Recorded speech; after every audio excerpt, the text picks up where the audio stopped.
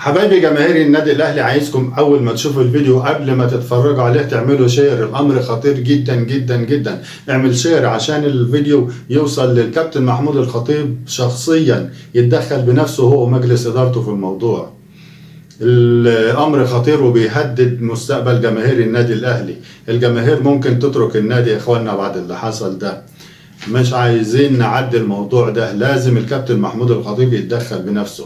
احنا لما غنينا وقلنا الحلوة والمرة كنا صادقين في كل اللي قلناه، بس كنا نقصد المرة. اللي حصل ده مش مرة ابدا ابدا، اللي حصل ملوش وصف، اللي حصل فوق طاقة احتمال اي بشر. اتفضلوا شوفوا واحكموا بنفسكم.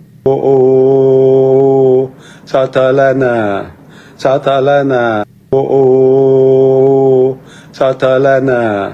ساتلانا مبروك. وبالله عليكم بعد اللي شفتوه ده لسه فيه صحة للكلام ده؟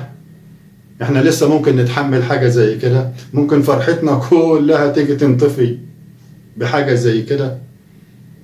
احنا لما مجدي قفشه قال كل الخوف على اللي جاي مش على اللي بعد كده، احنا حفلنا عليه وضحكنا عليه، والله كان عنده حق ودلوقتي بس فهمناه. ما هو اللي جاي كان الماتشات وما كانش منها خوف. الخوف من اللي بعد كده اتفضل يا عم الحاج اشرب، ما هو ده اللي بعد كده جه فعلا اهو.